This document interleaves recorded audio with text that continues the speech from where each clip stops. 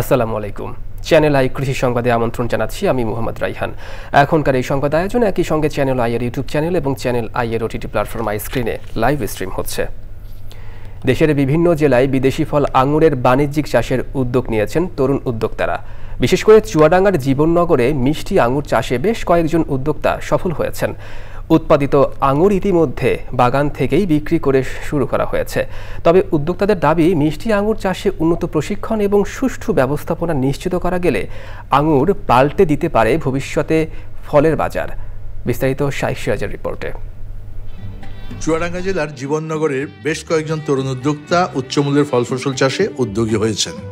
এখানকার ফসলি মাঠ ভরে আছে নানান জাতের ফল ফসলে।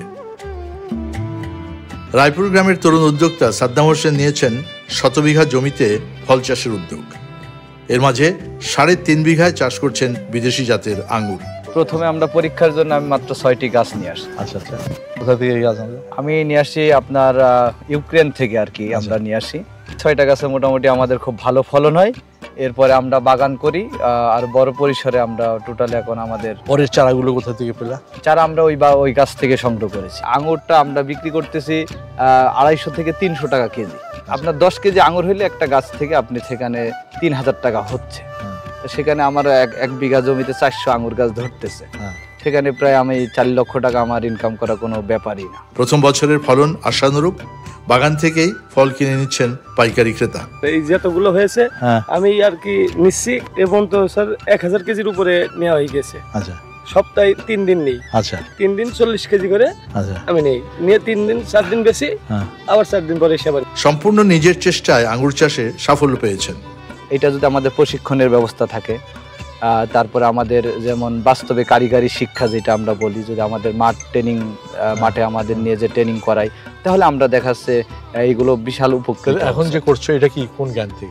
এটা স্যার আমার নিজের থেকে আমরা করতেছি, নিজে অ্যাপ্লাই করতেছি যে হয় কিনা।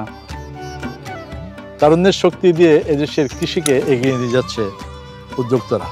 তারা বলছে নতুন এই কৃষির ফল ফসল আমাদের ক্ষেত্রে সরকারি সহযোগিতা, তথ্য প্রাপ্তি, যোগাযোগ, এই বিষয়গুলো যদি সম্প্রসারণ করা যেত তাহলে এই উদ্যোগকে আরও সম্প্রসারণ করা সম্ভব হতো।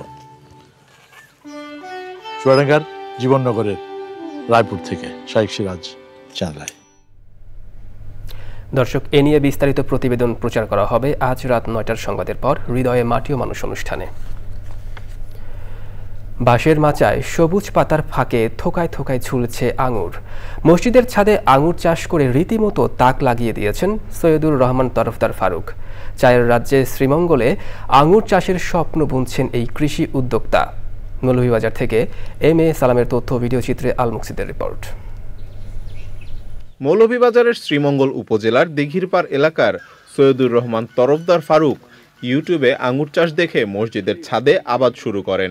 শখের বশে চাষ করে সফলতায় এখন বাণিজ্যিক চাষাবাদের পরিকল্পনা তার। আমি ইউটিউবে আঙ্গুর বাগানের চাষ সম্পর্কে দেখছি। দেখার পরে আমি যশোরে গিয়ে যশোরের মাটিতে যে আঙ্গুর ফল ফলায় তারা এইগুলা বিস্তারিত জানলাম। চারা নিয়ে আসার পরে আমি মসজিদের ছাদের মধ্যে চারা রোপণ করছি। আমার 6 মাস পরেই ফলন আসছে। আমি খুব ভালো ফলন হয়েছে এবং আমি 30-35 হাজার টাকার আঙ্গুর বিক্রি করছি সেই সময়। এবার আমার আঙ্গুর বাগানে অনেক ভালো আঙ্গুর ফলন আসছে। আপনারা দোয়া করবেন, আমি এবার 1.2 লক্ষ টাকা বেচার একটা আশা আছে। মসজিদের ইমাম বলছেন, ছাদে আঙ্গুর চাষে মসজিদের কোনো ক্ষতি হচ্ছে না, বরং খুশি তারা।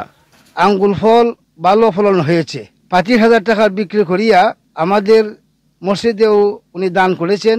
মসজিদ আমরা উপকৃত হয়েছি, এতে আমাদের কোনো অসুবিধা হয় না। আঙুর চাষে সব রকম পরামর্শ ও সহযোগিতা করা হবে বলে জানান জেলা কৃষি বিভাগ। তাদেরকে যদি আমরা প্রযুক্তিগতভাবে আরো কিছু পরামর্শ দিতে পারি, আর কোনো সহযোগিতা করতে পারি, তাহলে কিন্তু যেহেতু আমাদের এই শহরে অনেক ছাদ বাগান পতিত পড়ে আছে, ছাদ বাগানে আমরা আঙ্গুর চাষ করে আমরা মানুষকে আরো মোটিভেট করতে পারবো।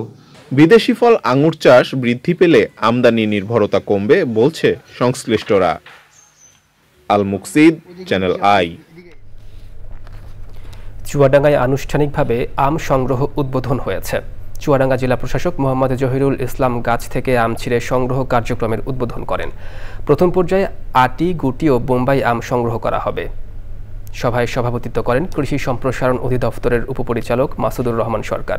এ সময় উপস্থিত ছিলেন জেলা বিএনপির সাধারণ সম্পাদক শরীফুজ্জামান শরীফ ও অন্যান্যরা। আম সংগ্রহ অনুষ্ঠানে বাগান মালিকরা যাতে অপরিপক্ক আম সংগ্রহ না করে সে বিষয়ে সতর্ক করা হয়েছে। কৃষি সম্প্রসারণ অধিদপ্তর গাজীপুরের উদ্যোগে কৃষি উন্নয়নের মাধ্যমে পুষ্টি ও খাদ্য নিরাপত্তা জোরদারকরণ প্রকল্প এর আওতায় 3 দিন ব্যাপী কৃষি প্রযুক্তি ও পুষ্টি মেলা শুরু হয়েছে। কৃষি সম্প্রসারণ অধিদপ্তর গাজীপুরের উপপরিচালক কৃষিবিদ রফিকুল ইসলাম খানের সভাপতিত্বে অনুষ্ঠানে উপস্থিত ছিলেন জিএমপি পুলিশের উপপুলিশ কমিশনার, অপরাধ বিভাগের রবিউল হাসান, অতিরিক্ত জেলা প্রশাসক সোহেল রানা ও অন্যান্যরা।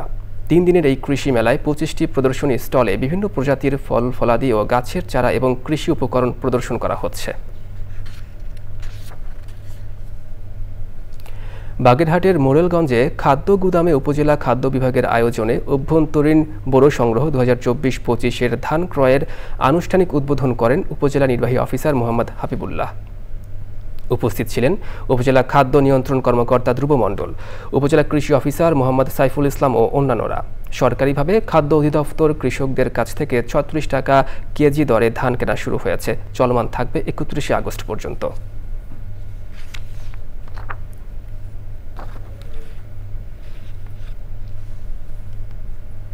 চ্যানেল আই কৃষি সংবাদের আজকের আয়োজনে পর্যন্তই। পরবর্তী সংবাদ আয়োজনে আমন্ত্রণ জানিয়ে শেষ করছি। ধন্যবাদ সবাইকে।